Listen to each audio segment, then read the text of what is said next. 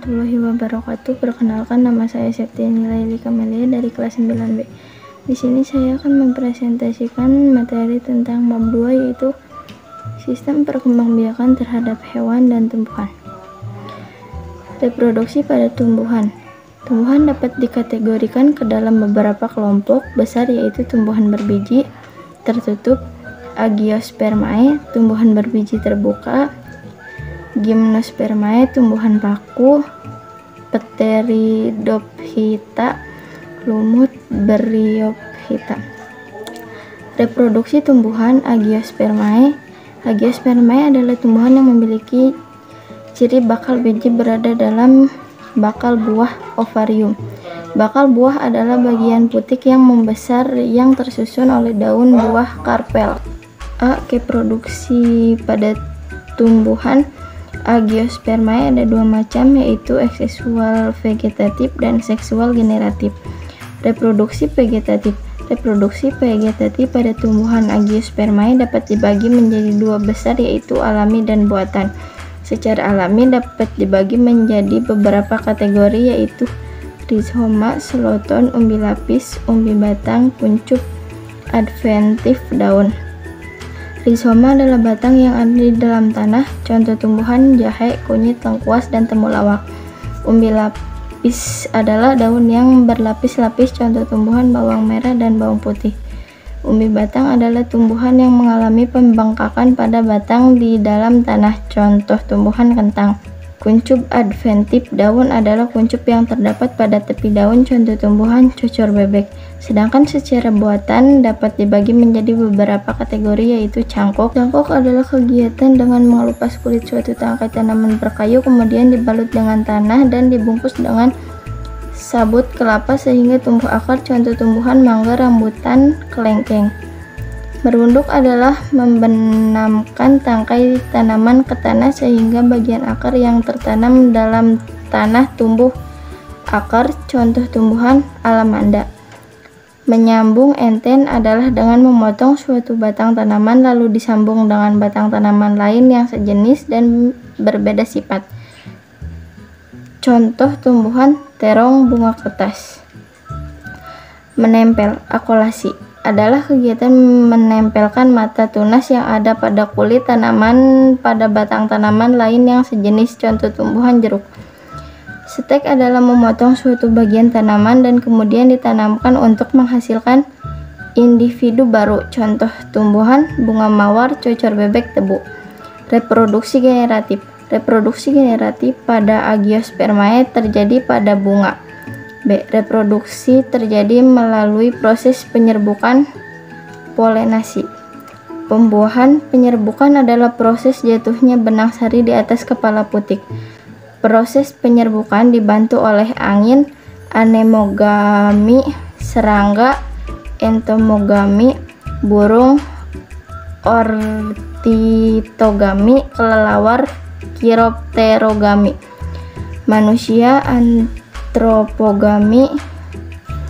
Penyebaran dibantu oleh beberapa perantara, diantaranya angin, anemokori, air, hidrokori. Hewan zookori dibagi menjadi 4, yaitu entomokori, chiroptekori, ornitokori, mammokori. Serangga, antropokori. Perkecambahan adalah ketika biji mulai tumbuh menjadi tumbuhan baru. Sebelum biji tumbuh ada tahapan reproduksi generatif. Reproduksi generatif pada Angiospermae terjadi pada bunga. Reproduksi terjadi melalui proses penyerbukan polenasi, pembuahan, fertilasi, penyebaran biji, dan perkecambahan. Penyerbukan adalah proses jatuhnya benang sari di atas kepala putik. Proses penyerbukan dibantu oleh angin, anemogami, serangga, entomogami, burung, ornitogami, kelelawar, chiropterogami, manusia, antropogami. Penyebaran biji dibantu oleh beberapa perantara, diantaranya angin, anemokori, air, hidrokori. Hewan zookori dibagi menjadi 4, yaitu entokomori, chiropterogami, Rokori, Ornithokori, Mammokori.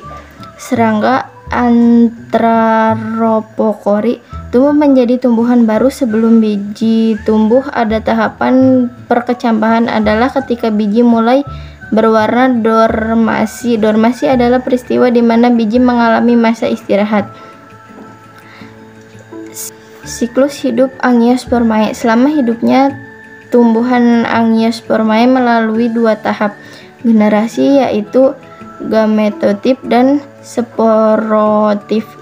Reproduksi tumbuhan Gymnospermae. Tumbuhan Gymnospermae tidak memiliki reproduksi vegetatif, hanya generatif. Gymnospermae memiliki alat reproduksi yang disebut strobilus pada tumbuhan pinus dan melinjo. Terdapat dua jenis strobilus pada tumbuhan pohon, yaitu strobilus jantan dan strobilus betina. Reproduksi pada hewan. Reproduksi pada hewan dibagi menjadi dua, yaitu aseksual, seksual. Reproduksi aseksual pada hewan. Reproduksi aseksual pada hewan layaknya tumbuhan, yaitu menggunakan bagian tumbuhannya sendiri. Ada 3 macam reproduksi aseksual pada hewan, yaitu membentuk tunas, fragmentasi, partemogenesis. Membentuk tunas. Reproduksi aseksual dengan cara membentuk tunas untuk menghasilkan keturunan.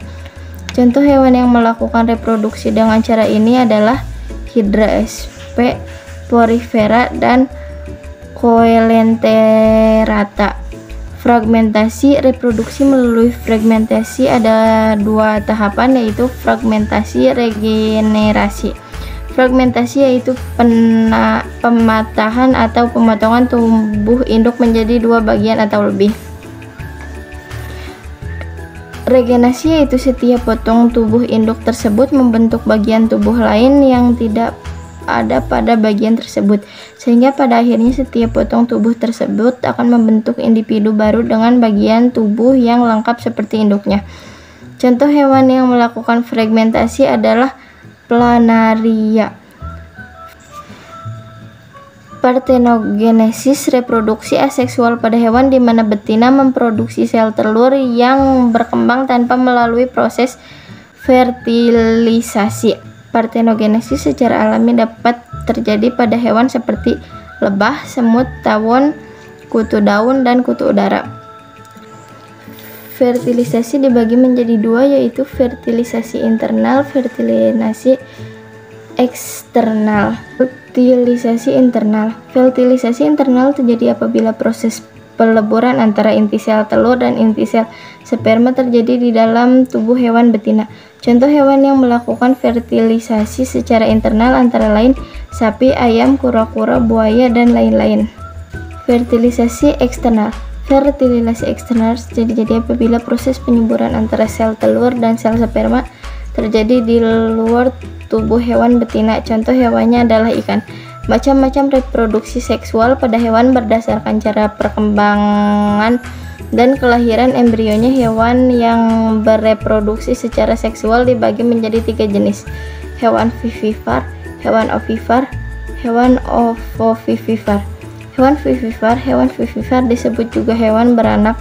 Hewan ini memiliki embrio yang berkembang di dalam rahim induk betinanya dan akan dilahirkan pada saat umurnya sudah mencukupi. Hewan vivipar berkembang biak dengan cara melahirkan. Contoh hewan vivipar: sapi, kucing, kuda, dan lain-lain. Hewan ovipar. Hewan ovipar disebut juga dengan hewan bertelur. Hewan ini embrionya berkembang di dalam telur.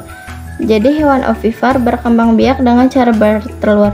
Contoh hewannya burung, ayam, bebek. Hewan ovovivipar. Hewan ovovivipar disebut juga hewan bertelur dan beranak. Embrio hewan yang tergolong ovovivipar sebenarnya berkembang di dalam telur, tetapi embrio tidak dikeluarkan dengan bentuk telur seperti pada hewan ovipar. Telur tetap berada di dalam tubuh induk betina. Setelah umur embrio cukup untuk dilahirkan, telur akan menetas di dalam tubuh induknya dan kemudian anaknya dilahirkan. Contoh hewan ovovivipar antara lain kadal dan sebagian jenis ular.